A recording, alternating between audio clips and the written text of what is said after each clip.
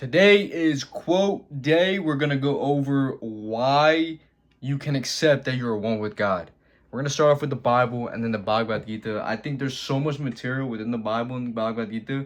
The Gita definitely really sets it in stone that you are not yourself, that you are one with God, that you are God consciousness.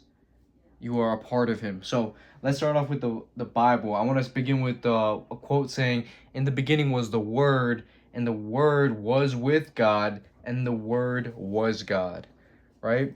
We're taking it like just one sentence at a time and really breaking it down to really showcase the metaphorical meaning behind what it's saying and the truth behind it. In the beginning was the Word. What are we speaking every day? The Word. We are the Word. We're saying words, right?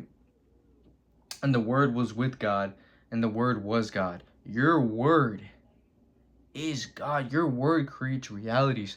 What you say, do, feel, think creates worlds. Creates the reality you're living in. But. How do we get above that? Yeah, I'm gonna just throw in little sprinkles of like what I know and what's the truth from what I've learned and what I've accepted and internalized, and now I'm living day-to-day life. Wow, today was a great day. I'll tell you guys later. I'll tell you guys in another video. But you are living above. All right, to understand this, that yes, your word and your thoughts and feelings create reality, but to not let those bad thoughts and feelings create reality, you have to get above it. You have to get above it, meaning that you need to understand who you really are, that you're God, you're all that is, that you are not affected by those thoughts and feelings. So now you have the perception on those thoughts and feelings as not being affected by them, that they are just passing by, that they are part of all that is, that they are just a part of you because you are God and God is everything. So you look at them and they're like, oh, hey, I'll feel it. I'll feel bad. I'll think these thoughts and feelings, but I know who I am. I continuously return to it because I remember that, hey, I'm God. Like these thoughts mean nothing. What do I want to be? Oh, I want to be this. And God announces like that and is that like right here, right now. So boom, that's who you are. And everything else just doesn't mean anything. It doesn't define me. It doesn't affect me. I'm actually living my dream life. I'm the dream person I've wanted to be. I'm not affected by any appearance. I judge righteously. Okay, let's go on to the next one. And then this right here is a passage. I think this is such an amazing passage to read. It's John 10. John 10, and I stop around John 10:38 maybe. So let's go from the top. But very truly I tell you, Pharisees, let's see. Very truly I tell you, Pharisees, anyone who does not enter the sheep pen by the gate, but climbs in by some other way, is a thief and a robber. The one who enters by the gate is the shepherd of the sheep. The gatekeeper opens the gate for him, and the sheep listens to his voice. Okay? He calls his own sheep by name and leads them out. When he has brought all his own, he goes on ahead of them, and his sheep follow him because they know his voice. Okay. But they will never follow a stranger. In fact, they will run away from him because they do not recognize the stranger's voice. Okay. Jesus used this figure of speech, but the Pharisees did not understand what he was telling them. Therefore, Jesus said it again, very truly, I tell you, I'm the gate for the sheep. Wow. And all who have come before me are the thieves and robbers, but the sheep have not listened to them. The sheep are, what is he saying? I am the gate for the sheep. The sheep are the desired thoughts and feelings and realities that you want to experience, right? But all who have come before me are the thieves and robbers, and the sheep have not listened to them. You want what you want, but nothing is coming true. Nothing's formulated. Nothing's making sense, right? Nothing's making sense, and it's like, where's my desire? But they do not listen to the thieves and the robbers. The thieves and the robbers are the perception of life where you are thinking everything's linear, that you're not understanding that everything's right here, right now, that you don't understand or have not accepted that you are one with God. So then you are continuously living in a life where what you're seeing is what you think is like is what you're stuck in, right? Like, you don't think you can get out of it. So I'm gonna go back to the beginning real quick. The one who enters the gate is the shepherd of the sheep. The one who enters by the gate is the shepherd of the sheep. So the one who enters by the gate is the shepherd of the sheep. And very truly, I tell you, I am the gate for the sheep. So if we enter through Jesus, we are now the shepherd of the sheep, right? Jesus is saying that he is the gate, and he's saying that the one who enters by the gate is now the shepherd of the sheep. The sheep are the infinite realities that you are continuously existing in right now. The desires and feelings and thoughts that you want to experience, you are above it. And once you enter through Jesus, through the gate, you are now the shepherd of them. You are now the director. You are now looking at every single thought, every single feeling. You're looking at all that is from here. You're looking at all that is now. You've entered through the gate. Now all that is right here. Bad, good, great, ugly, beautiful, right? You're just looking at it, and you're like, just looking at it, passing by, you know. Now you're not affected by any of it, because you just know you can choose to be here and be here, right? And be there, be here, be here, be here. Because you've entered through the gate. And Jesus just said that he is the gate. And now you are the shepherd. You are the shepherd. So let's keep going. This is phenomenal. All right. Therefore, Jesus said, okay, all who have come before me are thieves and robbers, but the sheep have not listened to them. We just read that. I am the gate. Whoever enters through me will be saved. Oh my God. Boom. Whoever enters through me will be saved. And you can't physically enter Jesus, right? Wow. Pause. All right. But this is like, you are God. You are one with God. Because if you understand and accept the fact that you are one with God, and how do you accept that, right? By continuously reading this. Now you have a desire. You have a desire to know yourself as God, right? You're not watching these videos for nothing. So just keep on the like, you know, little 2 seconds here and there, right? Where you're visualizing yourself conducting your reality, like walking through it, right? And like having bad circumstances happen to you and just being like, oh, that's okay. That's a part of all that is. I'm going to choose where I want to be. And that's right. That's this. I choose to feel like this. I choose to be like this. I have $1 million. I have $1 million. I love that I have $1 million. I'm so grateful for $1 million. But I'm grateful for what's going on right here, because I just understand that it's just part of all that is. So I integrate it back into myself, and now I get to choose what I want, because I am now looking at life through the lens of being one with God, being reality. So I am the good shepherd. The good shepherd lays down his life for the sheep. The hired hand is not the shepherd and does not own the sheep. You do not own the sheep. Like, from this 3D perspective, you think that you can just affirm all day and control like your reality and try to make things happen, right? Like thinking, I gotta do this to make my life this way. I gotta do this and this, right? But no, you need to enter through the gate, understand that you are one with God, and just declare what you want. Let everything perfectly unfold from there on then. Wow. So when he sees the wolf coming, he abandons the sheep and runs away. Then the wolf attacks the flock and scatters it. The man runs away because he is a hired hand. Okay, when he sees the wolf coming, when he sees bad appearances coming. I hope you guys are watching up to here. This is fucking phenomenal. When he sees the wolf coming, he abandons the sheep and runs away. When you see the bad appearances coming, and when they just pop up, you abandon the sheep. You abandon your desire. You abandon the knowing that you already have your desire. That you think like, oh my God, I'm stuck in this reality. Everything bad is happening to me. My SP cheated on me, or I'm not having the girl that I want. Where's my girl? Nothing's changing. I still feel the same. I still look the same. Everything is going wrong, right? you abandon the desire to live the dream life. Because why? Because the wolf attacks the flock and scatters it. The man runs away because he is a hired hand. You're a hired hand and cares nothing for the sheep. Meaning, you're a hired hand that cares nothing for the sheep, that you need to enter the gate where through Jesus, right? Because he's the good shepherd. He's the good shepherd, and the hired hand is not the shepherd, does not own the sheep. That's what it's saying right there. So you enter through Jesus, and now you're one with the good shepherd.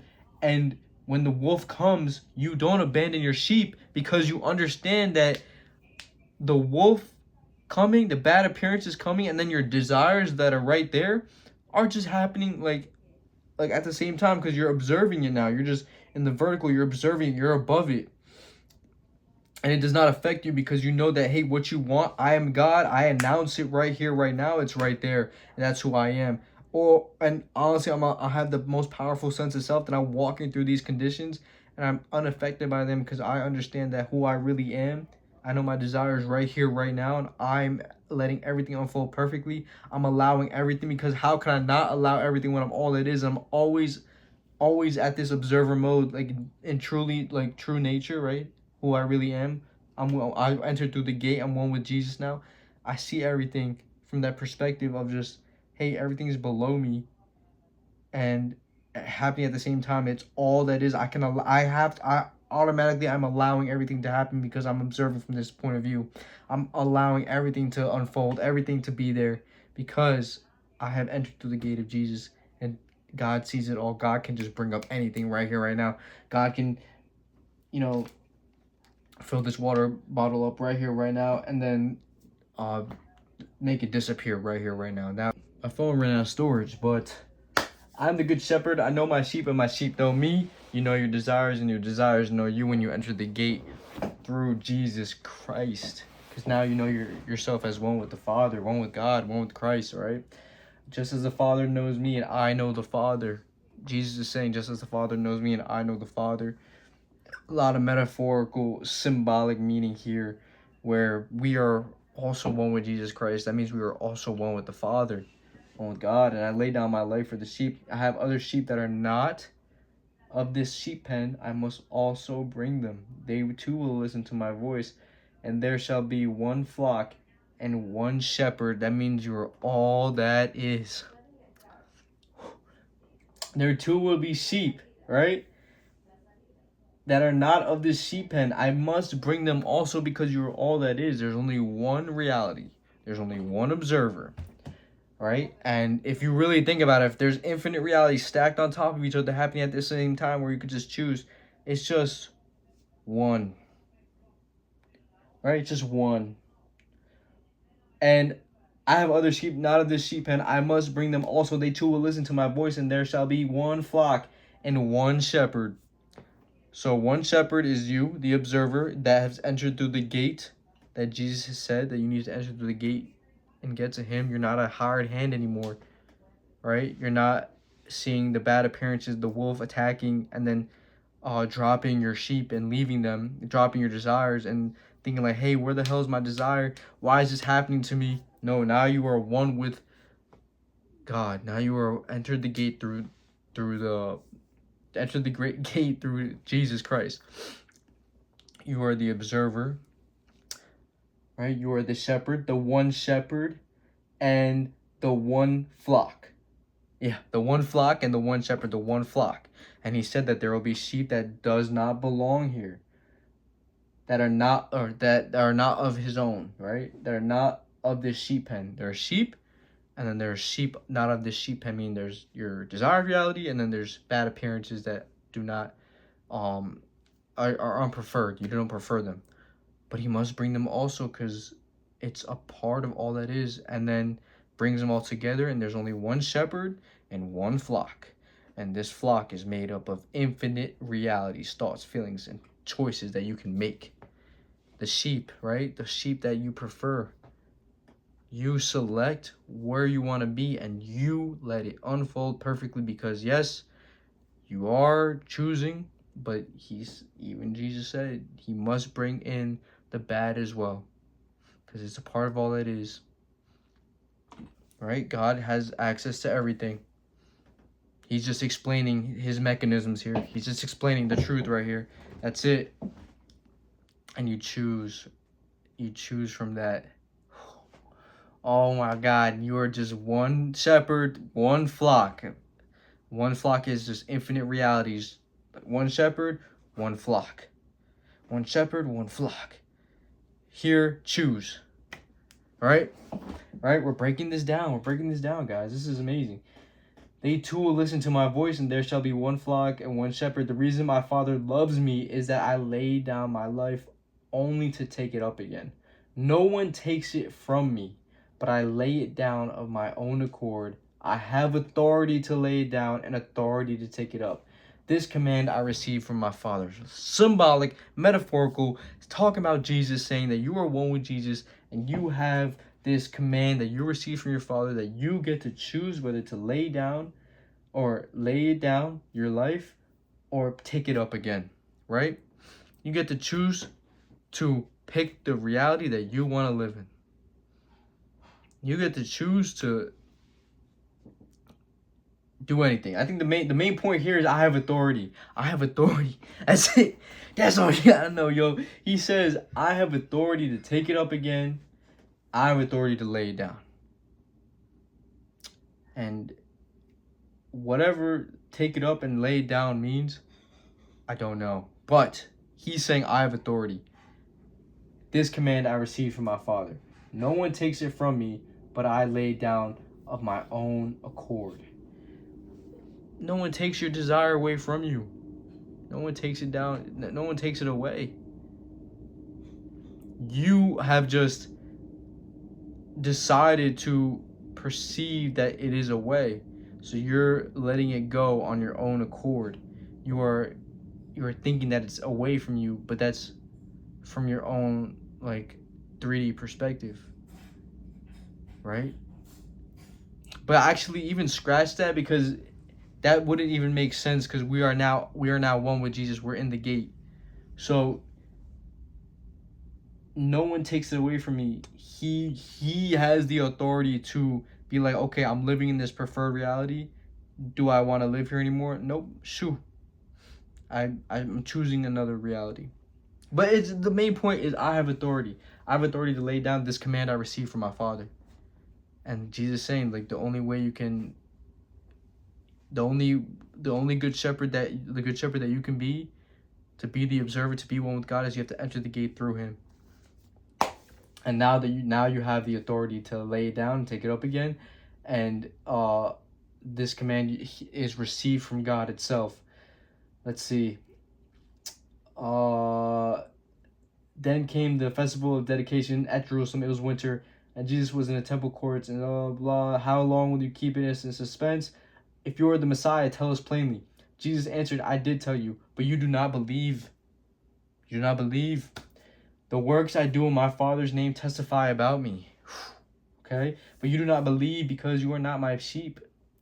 My sheep listen to my voice. I know them, and they follow me. Whoa. Bad appearances are showing up in Jesus' life, right? But it's a part of the flock. Hey, it's a part of the flock, but those are not his sheep. That's not the life he chose. Now, I'm not the preferred version of reality that he chose, right? But he's still standing there in the face of the circumstance that he does not choose, saying that you are not my sheep. Oh, what? Okay. Bad circumstance happens. I lost $1 million today. You're not my sheep. That would suck, though. You are not my sheep. You are not my sheep. But you do not believe because you are not my sheep. My sheep listen to my voice. I know them. They follow me. He knows his preferred reality will listen to his authority, his direction, his commands, his announcement, his claim to be that who he wants to be. And they will listen to him. They will follow him. You know how other manifestation coaches are like, hey, reality follows you. Like you have to go within and then reality forms around it. Could tie it into there. Everything's following me, but it's more of like, hey, I'm choosing amongst this one flock, right? Yes, it's all that is. There's the unpreferred in there within that, right? But I know that my desire is happening here and now, and I can just choose it and observe it and claim it, and that's who I am, no matter what's going on around me. I just know that, hey, if it's not preferred, that's not my sheep. But I know that my sheep listen to me and follow me, and that I'm living within the sheep that I want to live in. I want to be that shepherd to that sheep, right? Um, where are we? Jesus answered them, isn't okay, do you not believe me? Or my sheep listen to my voice. I know them, they follow me. I give them eternal life. They shall never perish. No one will snatch them out of my hand. Your desires never perish. Your desires can never go away. They can't be taken away from you. Any bad appearance that pops up, your desires never go away. It's right there, right now. Nothing is taken away from you. It's right here, right now. Um, yeah, my Father who has given them to me, God gave it all to you. God gave it all to you to choose and pick. You just need to understand that you need to enter the gate that Jesus has opened up for you to be one with Jesus Christ, to be one with the Father.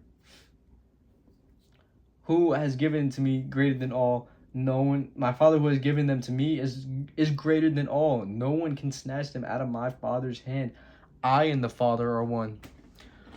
If you're one with Jesus, you're one with the Father. Okay, I'm sorry. That was goofy, but and it's just a metaphor as well. Just to, the Bible is real, but it's also a metaphor to say that this is stories about your perspective, and there's the perspective that we are actually Jesus, right? And we are stating and telling everybody that I and the Father are one. But even if you don't see that, it's okay, because Jesus has said that you are here. You just have to enter through the gate, and that means that you just read the Bible and understand. You understand. Sorry, someone was FaceTiming. You understand that, hey, Jesus is right here with me all along. All I do is have to be like, oh yeah, Jesus said I have to enter through the gate, so I'm one with Jesus now. Now I see everything through that perspective. Take every single note that I just said in this video, write it down, look at it, understand it, embrace it, embody it, keep listening to it. Phenomenal.